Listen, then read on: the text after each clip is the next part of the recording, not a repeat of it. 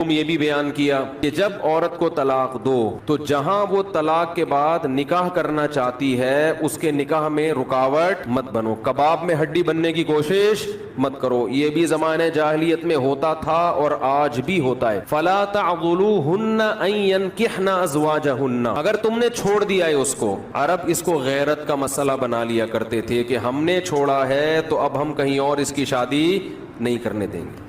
ہمارا معاذ اللہ یوں کہتے تھے تھوکا ہوا مال، جیسے آج بھی لوگ کہتے ہیں ہم نہیں کہیں اس کو نکاح کرنے دیں گے۔ اس سے بھی قرآن نے کیا کیا؟ منع کیا۔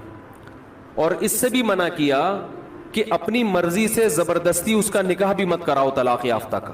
ینکحن ازواجہن، اپنے سلیکٹڈ شوہر سے نکاح کرنا چاہتی ہے تو تم کباب میں ہڈی بولو نہیں بنو، یعنی اس کو یہ رائٹ ہے کہ وہ جہاں چاہے نکاح کرے۔ یہ بھی خرابی ہے آج کل بعض علاقوں میں، یہ خرابی ہے کہ بیوہ کو یا طلاق یافتہ کو نکاح تو کرنے دیتے ہیں لیکن بعض علاقوں میں دستور ہے نکاح ہمارے ہی خاندان میں ہوگا، آپ ہمارے خاندان سے باہر نہیں جا سکتی۔ اس کو بھی قرآن نے کیا کیا؟ بولو ختم۔ نکاح بھی سے بھی نہیں روک سکتے اور نکاح بھی وہاں ہوگا جہاں آپ نہیں بلکہ یہ چاہے گی۔ اس میں اللہ نے عمر کی کوئی قید نہیں لگائی، 40 سال کی بیوہ یا طلاق یافتہ ہو، 50 سال کی ہو، 55 سال کی ہو، یہ تمہارا ہیڈ ایک نہیں ہے، تمہیں زیادہ ٹینشن لینے کی ضرورت نہیں ہے۔ لوگ بڑی ٹینشن لے رہے ہوتے ہیں کہ تمہیں ضرورت کیا ہے، اب 4 بچے ہیں تمہارے، 5 بچے ہیں، اس عمر میں تمہیں شادی کرتے ہوئے شرم نہیں آتی؟ چھوڑو بھائی، کیا ضرورت ہے؟ تو اللہ فرماتے ہیں کہ تمہیں ٹینشن لینے کی ضرورت بولو یہ اس کا ہیڈ ایک ہے، یہ تمہارا ہیڈ ایک نہیں ہے۔ جیسے کوئی 4 شادیاں کر رہا ہے تو اس کا ہیڈک ہے نا، آپ کا ہیڈک تھوڑی ہے یہ۔ آپ پتہ نہیں کیوں پریشان ہے، مفتی صاحب کو کیا ہو گیا، وہی ان کا ہیڈک ہے، آپ کا ہیڈک نہیں ہے یہ۔ میں اپنی بھی درمیان میں لگا دیتا ہوں نا۔ تو ہر ایک کے ہیڈک ہم نے پالے ہوئے ہیں، وہ یہ کیوں کر رہا ہے، وہ یہ کیوں کر رہا ہے، وہ کم عمر سے شادی کیوں کر رہا ہے، وہ بڑی عمر سے شادی کیوں کر رہی ہے، یہ ہوتے ہیں نا لوگوں کے مسائل۔ اس نے یہ کیوں کر لیا۔ ایک خاتون نے مجھے بتایا کہ وہ ایک دفعہ بیوہ ہوئی، اللہ کی قدرت دوبارہ شادی، دوبارہ بیوہ ہو گئی۔ تیسری دفعہ جب ان کی شادی ہو رہی تھی لوگ مذاق اڑا رہے تھے، بس کرو یار 2 دفعہ بیوہ ہو گئی، اب آرام سے بیٹھو۔ اب وہ بیوہ تو کوئی بھی ہو سکتا ہے، جوانی میں بھی عورتیں بیوہ ہو جاتی ہیں۔ تو اب دیکھو لوگوں کو تکلیف ہو رہی ہے، بھائی یہ اس کا ہیڈک ہے۔ اچھا لوگ اس سے شادی کرتے ہوئے ڈر رہے تھے ان سے کہ میں بھی بیوہ پھر میں نہ مر جاؤں، تو اس سے کوئی تعلق نہیں ہے۔ ہو سکتا ہے 2 دفعہ بیوہ ہونا تقدیر میں لکھا ہو، 3 دفعہ نہ ہو۔ یہاں مجھے وہ چٹکلا یاد آتا ہے، وہ ایک آدمی نے، ابے چھوڑو چٹکلوں کو، ابھی قرآن کو فوکس کرتے ہیں۔ آخر میں چٹکلے ہونا یہ صحیح ہوتا ہے، درمیان میں ہی آ جائیں تو پھر سارا موضوع چینج ہو جاتا ہے۔ اتنے اچھے احکام بیان ہو رہے ہیں قرآن کے، آگے اس کو آپ نے لوگوں کو بتانا بھی ہے۔ تو اللہ نے حکم دیا کہ طلاق کے بعد ایک دھیلا واپس نہیں لینا، خلا کی صورت میں لے سکتے ہو مگر خلا بھی شوہر کی رضا سے ہوتا ہے، یک طرفہ نہیں ہوتا، یاد رکھیں۔ دوسرا کام تم نے کیا کرنا ہے، اس کو کہیں اور نکاح سے روکنا نہیں ہے۔ تیسرا کام یہ کرنا ہے نکاح بھی وہاں کرنا ہے جہاں وہ چاہتی ہے، تمہاری مرضی نہیں مسلط ہوگی، اس کی مرضی چلے گی۔ اور اگر پرانے شوہر سے نکاح کرنا چاہے اور 2 طلاقیں ہوئی ہوں تو وہاں بھی کر سکتی ہے، کیونکہ آیت کا ایک شان نزول بھی ہے۔ ایک صحابی نے اپنی بہن کا نکاح کسی صحابی سے کرایا، تھوڑے دنوں میں طلاق ہو گئی، طلاق ایک تھی، عدت ختم ہوئی، نکاح ختم۔ اب تھوڑے دنوں کے بعد دوبارہ ان دونوں کا دل چاہنے لگا کہ ہم آپس میں کمپرومائز کر لیں۔ ہوتا ہے وقتی طور پر اختلافات بہت زیادہ ہوتے آتے ہیں، جب دور رہتے ہیں تو آپس میں میلان ہونے لگتا ہے۔ لیکن وہ جو صحابی تھے نا جن کی بہن کو طلاق ہوئی تھی، انہوں نے کہا کہ اب میں اپنی بہن کا نکاح دوبارہ اس آدمی سے بولو نہیں کروں گا، اور کہا کہ یا رسول اللہ میں نے ان کی عزت کی، ان کو اپنی بہن نکاح میں دی، انہوں نے لڑائی جھگڑا کر کے طلاق دے کے میرے گھر میں بٹھا دیا، میں کیسے دوبارہ؟ یہ ذلت محسوس ہوتی ہے نا انسان کو۔ قرآن میں اللہ نے آیتیں نازل کی کہ اگر وہ اپنے شوہر سے نکاح کرنا چاہتی ہے تو درمیان میں رکاوٹ مت بنو۔ لڑے بھی وہ خود تھے، اب جڑ بھی خود رہے ہیں۔ نہیں آ رہی بات؟ اس کو بھی لوگ غیرت کا مسئلہ بنا لیتے ہیں، سسر صاحب بنا لیتے ہیں، میرے داماد نے میری بیٹی کو طلاق دی ہے، میں تو نہیں واپس بھیجوں گا۔ بھائی دنیا میں جو آدمی میں لچک نہیں ہے نا، فلیکسیبلٹی نہیں ہے، لچک نہیں ہے جس میں، وہ کبھی بھی کامیاب نہیں ہو سکتا۔ یاد رکھو یہ جو ہوتا ہے نا میں اصول کا پکا، بھائی اصول کا پکا ہونا تو اچھا ہے، لیکن یہ اصول ہی غلط ہے کہ جو کہہ دیا تو اس پہ قیامت تک قائم رہنا ہے، یہ اصول ہی غلط ہے۔ اصول یہ ہونا چاہیے کہ جب موقع کی مناسبت سے جو بات ٹھیک لگے گی اپنے آپ کو چینج کر لوں گا. یہ اصول ٹھیک ہے, اس اصول پہ پکے رہو, اور یہ نبی سے ہمیں ملتا ہے یہ اصول. حدیث میں آتا ہے ایک صحابی نبی کے پاس آئے, مجھے صدقہ چاہیے, یہ چاہیے, وہ چاہیے. آپ نے فرمایا اللہ کی قسم تم پر خرچ نہیں کروں گا میں. وہ چلے گئے, آپ نے دوبارہ بلایا, فرمایا ان پہ صدقہ کرو, دے دو. وہ پریشان, یا رسول اللہ آپ نے تو قسم اٹھائی تھی کہ میں آپ کو نہیں دوں گا. آپ نے فرمایا من رأى علی یمین فرأى غیرہا خیرا منہا فلیکفر عن یمینہ, کہ جو شخص کسی بات پہ قسم اٹھا لے, جائز بات ہو, کوئی اگر حرام پہ قسم اٹھائی وہ تو بچنا لازم ہے نا, کہ میں گناہ نہیں کروں گا, وہ تو ویسے ہی حرام ہے. جائز کام, صدقہ تو جائز ہے نا, بلکہ ثواب ہے. فرمایا کوئی کسی جائز کام پہ قسم اٹھائے, پھر بعد میں اس کو خیال ہو کہ مجھے قسم توڑ دینی چاہیے, اس کا مائنڈ کیا ہو گیا, چینج, تو اسے چاہیے قسم توڑ دے اور کفارہ ادا کر دے, اس قسم پہ قائم بولو نہ رہے. قسم پہ جب قائم نہ رہنے کا حکم ہے تو بغیر قسم کے میں نے جو بول دیا بس وہ پتھر پہ لکیر بن گیا, یہ تو پاگل اور گدھے ہونے کی علامت ہے. قسم بھی اگر کھا لی ہو تو بھائی اس وقت یہ خیال تھا کہ نہیں دینا, اب زمینی حقائق کہہ رہے ہیں کہ اس کو دینا ہے, تو اب قسم توڑو, کفارہ ادا کرو اور دے دو. بات نہیں آ رہی میرا خیال ہے. یہ کس کی سیرت ہے, نبی کی. نبی سے زیادہ کسی کی پکی زبان ہو سکتی ہے, لیکن ایسی لچک سکھائی ہے کامیاب بننے کے لیے کہ یہ نہیں کہ جو کہہ دیا تو وہ پتھر پہ لکیر. گراؤنڈ ریئلٹی کے لحاظ سے, ماحول کے چینج ہونے کے لحاظ سے آپ نے اپنا رویہ کیا کرنا ہے, چینج کرنا ہے. اس وقت آپ کی رائے یہ تھی, اب آپ کی رائے وہ ہے, کیونکہ زمینی حقیقت بھی چینج ہوتی ہے اور انسان کی نالج بھی چینج ہوتی ہے اور انسان کی رائے بھی چینج ہوتی ہے. بعض دفعہ نالج چینج نہیں ہوتی, انسان تانے بانے ملا کے ایک رائے قائم کرتا ہے, بعد میں جب اور گہرا سوچتا ہے تو اسے لگتا ہے کہ وہ رائے ٹھیک نہیں تھی, تو وہ اسٹیٹمنٹ اس کا کیا ہو جائے گا, چینج. کوئی بات نہیں, دن میں 100 دفعہ چینج ہو جائے. ناکام وہ ہے جو کہہ دیا تو اڑ گیا, بس کچھ بھی ہو جائے. اب دیکھو ایک آدمی آپ کو مستحق نظر نہیں آ رہا تھا, آپ نے کہا اللہ کی قسم تجھے میں صدقہ نہیں دوں گا, تو فراڈی ہے. بعد میں پتہ چلا نہیں فراڈی نہیں ہے, آپ کو نہیں, میں نے تو بول دیا تھا میں نہیں دوں گا. بھائی اب فراڈی ہونے کی بیس پہ نہیں دے رہے تھے, تو اب پتہ چل گیا یہ فراڈی نہیں ہے. بعض دفعہ پہلے بھی پتا تھا فراڈی نہیں ہے, اب بھی پتہ ہے نہیں ہے, لیکن پہلے خیال تھا کہ نہیں دینا چاہیے, اب خیال ہے کہ دے دینا چاہیے, تو رائے چینج کر لو. بہت مشکل ہے. اور گھریلو جھگڑوں میں تو میاں بیوی کی طبیعت میں اگر لچک نہیں ہے نا, 4 دن بھی ان کا رشتہ نہیں چل سکتا. یہ تو مجھ سے ابھی لکھوا کے سگنیچر انگوٹھے لگا لو, جیسے سبزی والے نے ٹھپے لگائے تھے انگوٹھے لے کے گھوم رہا ہوں. لیکن آپ انگوٹھے نہیں, آپ مجھے پکڑ لینا, میں کہاں بھاگوں گا.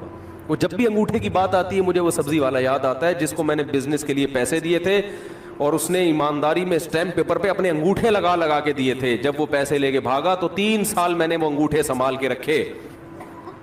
اب لوگ مجھے کہتے ہیں نا وہ فلاں آدمی کو میں اتنے کروڑ روپے دے رہا ہوں تو اتنا ایماندار ہے, میں تو اسٹیمپ پیپر پہ لکھوا رہا ہوں اور انگوٹھے بھی لگوا رہا ہوں. میں کہتا ہوں یہ انگوٹھوں کا تذکرہ میرے سامنے مت کیا کرو, انگوٹھوں سے کچھ بھی نہیں ہوتا.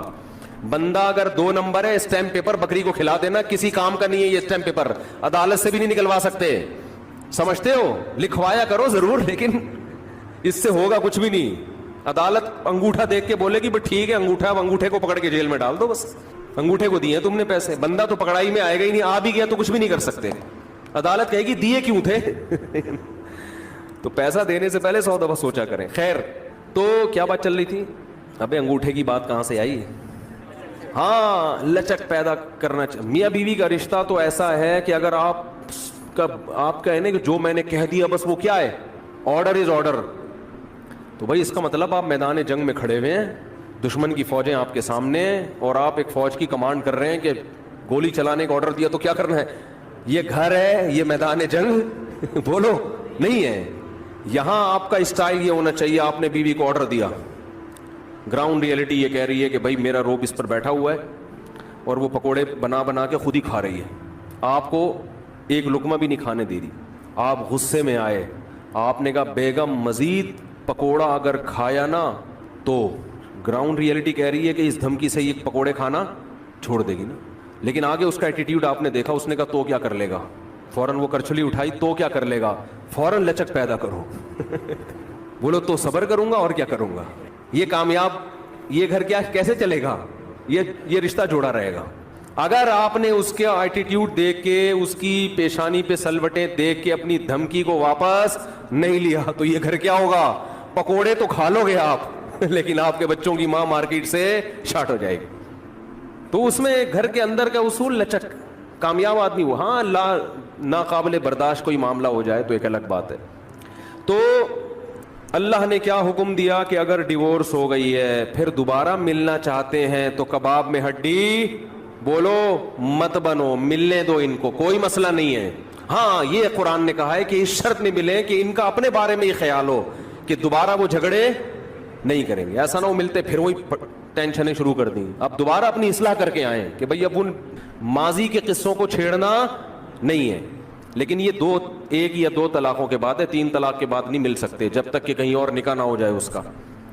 تو خیر قرآن مجید میں اس میں اللہ نے یہ بھی حکم دیا وَلَا يَحِلُّ لَهُنَّ أَن يَكْتُمْنَ مَا خَلَقَ اللَّهُ فِي أَرْحَامِهِنَّ.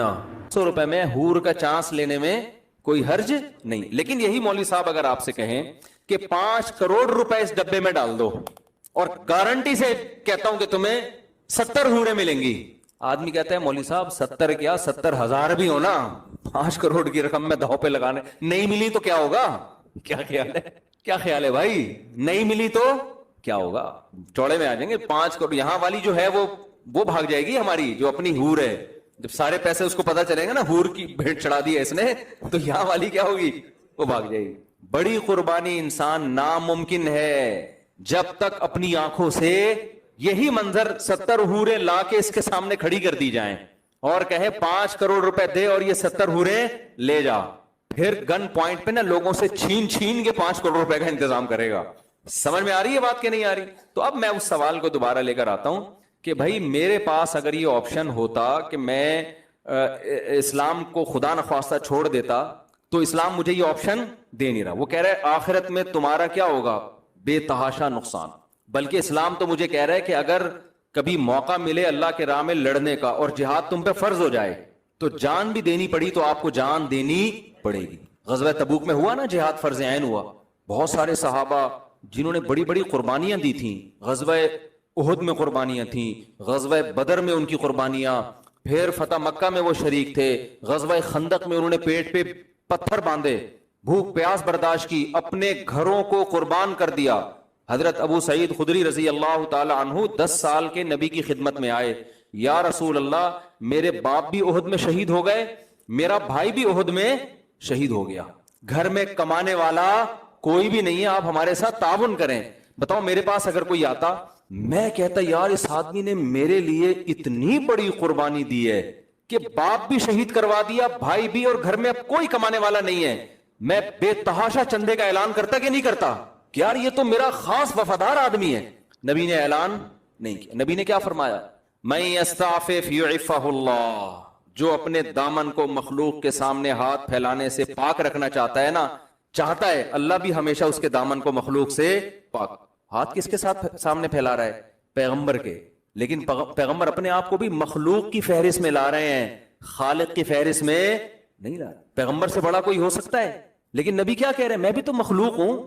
اچھا جو کمزور ایمان والے لوگ تھے ان کو نبی نے چندہ کر کے دیا، جن کا خیال تھا نا کہ یہ پکے ایمان والے، ان کو نہیں دیا، حالانکہ وہ تو زیادہ اپنے ہیں. جو اپنے تھے ان کو پیسے دینے سے منع کر دیا. نہیں بھائی ان کی عادت خراب نہیں ہونی چاہیے. نبی سے بھی نہ مانگے کبھی، اور صراحتاً منع نہیں کیا کہ مت مانگو، اشارے سے منع کیا ہے. من یستعفف یعفہ اللہ. جو اللہ سے پاک دامنی طلب کرتا ہے. پاک دامنی کا کیا مطلب؟ دامن رسوا نہ ہو. پاک دامنی زنا سے بچنے کو بھی کہتے ہیں کیونکہ زنا کرنے سے انسان کی عزت چلی جاتی ہے. پاک دامنی بھیک سے بچنے کو بھی کہتے ہیں کیونکہ مانگنے سے بھی انسان کی عزت چلی جاتی ہے، اگر عزت ہو. کیونکہ بہت سے لوگ کہیں گے ہم تو صبح شام مانگتے رہتے ہیں، ہمیں تو کوئی عزت نہیں جا رہی ہماری. وہ ایک آدمی کسی محلے میں گیا، آیا کہتا ہے یار اللہ کا شکر ہے کہ میری عزت نہیں ہے. میں نے کہا اس میں شکر کی کیا بات ہے؟ کہنا اگر عزت ہوتی تو آج میری بہت زیادہ بےزتی ہو جاتی تھی. آج میں نے ایسا کام کیا اس محلے میں کہ میری اگر عزت ہوتی نا تو آج میں بہت بے عزت ہو جاتا. تو کہہ رہا شکر ہے میری پہلے سے سرے سے کوئی عزت تھی نہیں. تو ہمیشہ بے عزتی عزت دار لوگوں کی ہوتی ہے، جو بے عزت ہوتے ہیں ان کی کوئی عزت نہیں ہوتی. تو بھیک مانگنے سے عزت جاتی ہے ان لوگوں کی جن کی پہلے سے سوسائٹی میں کوئی عزت ہو. تو نبی صلی اللہ علیہ وسلم نے فرمایا من یستعفف. جو اللہ سے پاک دامنی طلب کرتا ہے، یعنی اپنی عزت بچانا چاہتا ہے اللہ بھی اس کی عزت بچاتے ہیں. کیا مطلب؟ اسے بھیک کے داغ سے ہمیشہ کے لیے محفوظ کر لیتے, غیب سے اس کے لیے روزی کا انتظام کرتے ہیں. تھوڑا صبر کر لیا جائے نا, پیٹ کاٹ لیا جائے, بھائی کسی سے مانگنا نہیں ہے, تو اللہ پھر مدد کرتے ہیں. اللہ کہتے ہیں اس نے نہیں ہاتھ پھیلایا نا, اب میں اس کو لوگوں کا محتاج نہیں ہونے دوں گا, لیکن صبر کرنا پڑے گا. اور پھر دوسری بات نبی نے فرمائی وَمَن يَتَصَبَّرْ يُصَبِّرْهُ اللَّهُ, جو اللہ سے صبر مانگتا ہے. اب سوال پیدا ہوتا ہے اس عزت بچانے کے لیے تو بہت صبر کرنا پڑے گا. 10 سال کا بچہ جس کا باپ بھی شہید ہو گیا, جس کا بھائی بھی شہید ہو گیا, ماں اکیلی گھر میں ہے, وہ کیا کہے گی بھائی ہم نے اپنے خاندان کے سارے لوگ تو لٹا دیے, اب ہم فاقے کیسے برداشت کریں. تو ٹھیک ہے عزت اہم چیز ہے, صبر کتنا کرنا پڑے گا اس کے لیے. لیکن نبی نے اگلی جملے میں یہ بتا دیا مَن يَتَصَبَّرْ, جو اللہ سے صبر مانگتا ہے نا, يُصَبِّرْهُ اللَّهُ, اللہ اسے صابر بھی بنا دیتے ہیں. یہ صبر بھی کس سے مانگو, خالی پیسے نہیں اللہ سے مانگنے. غربت اور مہنگائی میں جو ٹینشن ہوگی اس ٹینشن کو ختم کرنا بھی کس سے مانگنا ہے, اللہ سے. اللہ مجھے اس پہ صبر دے, تو اللہ صبر دے دیتا ہے. اب آپ مجھے بتاؤ, اتنی بڑی قربانی, باپ شہید, بیٹا شہید, اور گھر میں فاقے, اور نبی نے بھی, حالانکہ نبی چندہ کر کے دے سکتے تھے, دوسروں کو بھی تو دے رہے تھے نا, جبکہ یہ امید ہو کہ میری مدد بھی کر سکتے ہیں, خالی ہاتھ واپس بھیج دیا. ایسے میں اگلی جنگ کے لیے اگر نبی بلائیں تو جس کا ایمان ایسا ہو جیسا ہمارا 500 والا, کہ 500 میں ٹرائل بیسس پہ آپ ایک ہور کا رسک لے سکتے ہیں, تو اگر ایسا ایمان ہوتا اگلی جنگ میں شرکت کرتے. بولتے کیوں نہیں میرے بھائی, کبھی بھی نہیں کرتے. لیکن انہوں نے ہر جنگوں میں نبی کا ہمیشہ ساتھ دی. بدر میں شریک ہونے والے, احد میں شریک ہونے والے, خندق میں تو کتنی ٹینشن تھی. اب آپ دیکھو اسلام کو اپنے دعوے کی سچائی کا یقین کتنا ہے کہ اسلام بھی کوئی لچک نہیں دکھا رہا. تبوک کا جب موقع آیا نا, تو تبوک سے زیادہ سخت اگر آپ تاریخ اٹھا کے دیکھیں, ایسا لگتا ہے کہ اس سے زیادہ سخت کوئی آزمائش کا موقع تھا نہیں. احد میں بھی لڑائی بڑی سخت ہوئی ہے, لیکن وہ تو لڑنے کے بعد پتا چلا نا کہ سخت ہوئی ہے, پہلے تھوڑی پتا تھا. تبوک میں پہلے سے پتا تھا کہ اتنی ٹینشن والی لڑائی اب تک عالم اسلام میں ہوئی نہیں ہے, کہ بہت لمبا سفر, انتہائی شدید گرمی, اور کھجوروں کے پکنے کا ٹائم, جو پورے سال باغ پہ محنت کی ہے وہ پھل توڑنے کا وقت ہے.